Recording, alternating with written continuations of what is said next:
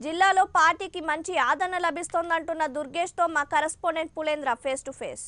పార్టీని బలోపేతం చేసే విధంగా రాష్ట్ర వ్యాప్తంగా ఉన్నటువంటి అన్ని జిల్లాల్లోని ముఖ్య నాయకులతో, కార్యకర్తలతో, అదేవిధంగా కోఆర్డినేటర్లతో పవన్ కళ్యాణ్ ప్రత్యేక సమావేశం నిర్వహిస్తున్నారు. రోజుకి 8 గంటల పాటు సమీక్ష సమావేశాలు నిర్వహిస్తున్నాయి. వారిని ముఖ్యంగా జనసేన పార్టీ 2019 ఎలక్షన్లో గెలిపే లక్ష్యంగా ఈ సమీక్ష సమావేశం నిర్వహిస్తున్నారు. తూర్పుగోదావరి జిల్లా కోఆర్డినేటర్స్ కన్నా దుర్గేష్ గారు మనతో ఉన్నారు. సార్, ఈ రోజు సమీక్ష సమావేశం నిర్వహించారు. మీ జిల్లా నాయకులు ఎంతమంది వచ్చారు? పవన్ కళ్యాణ్ గారు ఏమి సూచించారు? దాదాపుగా జిల్లా నుంచి, రాష్ట్రంలో అతిపెద్ద జిల్లా అయినటువంటి తూర్పుగోదావరి జిల్లా నుంచి నాయకులు, ముఖ్య నాయకులు అందరూ కలిసి 150 మంది రావడం జరిగింది. ఇందులో ప్రధానంగా తూర్పుగోదావరి జిల్లాలో పార్టీ బలోపేతం కావడానికి తీసుకోవాల్సినటువంటి చర్యలు, దానికి ఒక సరైనటువంటి దిశానిర్దేశం చేయడానికి ఈ సమావేశాన్ని ఏర్పాటు చేయడం జరిగింది. ఇందులో క్షేత్రస్థాయిలో పార్టీ నాయకులుగా మేము ఎదుర్కొంటున్నటువంటి సమస్యలేమిటి, పార్టీని బలోపేతం చేయడానికి మా వ్యూహం ఏమిటి, వీటిని ఆయన తెలుసుకోవడంతో పాటు పవన్ కళ్యాణ్ గారు మాకొక స్పష్టమైనటువంటి కార్యక్రమాన్ని ఆయన ఇవ్వడం జరిగింది. దాంతోపాటు ఎక్కడైతే గ్యాప్స్ ఉన్నాయో అవి ఫిలప్ చేసుకోవడానికి వీలుగా ఆయన కొన్ని సూచనలు చేయడం జరిగింది. దీంతో పాటు అతి త్వరలోనే ఒక క్యాలెండర్ని, అంటే యాక్టివిటీస్ క్యాలెండర్ని మనకు తయారు చేసి రేపు పండగ నుంచి ఇవ్వడం జరుగుతూ ఉంది. ఇందులో మేమందరం కూడా ఒక పక్కన పార్టీ బలోపేతం చేసుకోవడానికి తీసుకోవాల్సినటువంటి నిర్మాణ కార్యక్రమాలు, అవి బూత్ కమిటీలు కానివ్వండి, లేకపోతే మండల కమిటీలు కానివ్వండి, గ్రామస్థాయి కమిటీలు కానివ్వండి, జిల్లా కమిటీలు కానివ్వండి, వీటి నిర్మాణం ఏ రకంగా ఉండాలి, ఏ రకంగా ముందుకు వెళ్లాలనేటువంటిది చర్చిస్తూనే, మరో పక్కన ప్రజలకు సంబంధించినటువంటి పార్టీగా ప్రజా సమస్యల్ని ఏ రకంగా ప్రస్తావించాలనేటువంటి అంశం మీద కూడా స్పష్టంగా వారితో చర్చించడం జరిగింది. అదేవిధంగా ప్రభుత్వ లోపాలను ఎత్తిచూపడం ఎలాగా, ఏ విధంగా ప్రభుత్వం చేస్తున్నటువంటి తప్పుడు విధానాల వల్ల సామాన్య ప్రజానీకం బాధపడుతున్నారనేటువంటి అంశాల్ని ఒక ఉద్యమ రూపంలో తీసుకువెళ్ళడానికి వీలుగా ఈ కార్యక్రమాన్ని ఎలా చేయాలనేటువంటి అంశాన్ని కూడా వారితో చర్చించడం జరిగింది.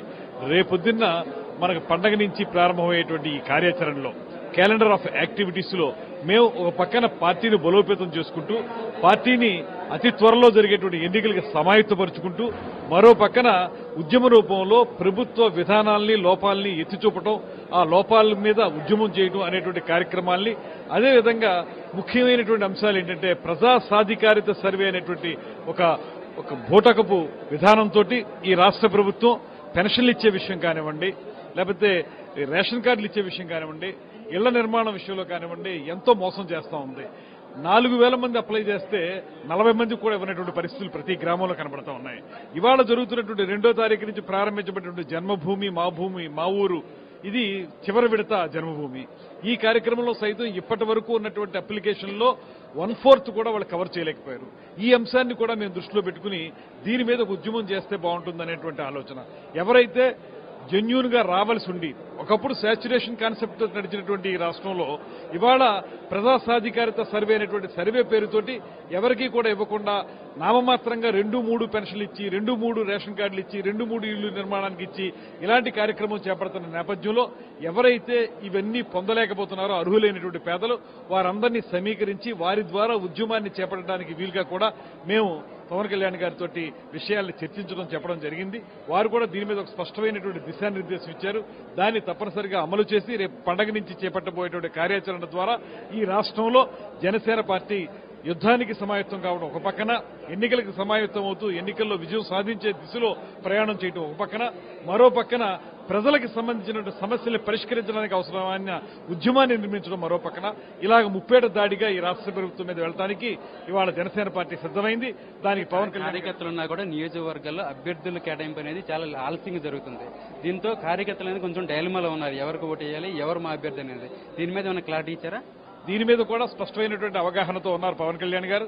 తప్పనిసరిగా అతి త్వరలోనే ఆ కార్యక్రమం కూడా చేపడతారు.